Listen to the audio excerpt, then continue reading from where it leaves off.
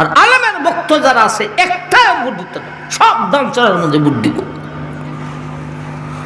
এই জাতের জুট কইরা লাভ কি? জুটে যদি আমরা খান্দ লাঙ্গল তুইয়া জোয়াল তুইয়া বন্দুক শিকার করে, এই জাতের জুটের লাভটা কি?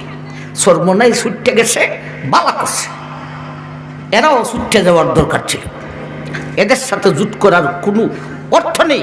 এরা এদের ফায়দা দেখতেছে, কোন আসনে আমরা ফেল করানো যায় এই চিন্তায় এরা আছে। হবিগঞ্জে এক নবীগঞ্জ বাহুবল থেকে নির্বাচন করতাম, 6 মাস যাবৎ কাজ করে আসতেছি, অনেক টাকা ব্যয় করেছি।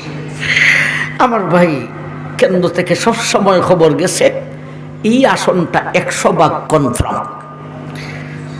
গতকালকে হঠাৎ দেখা যায় জামাতে ইসলামের জন্য কনফার্ম হয়ে গেছে।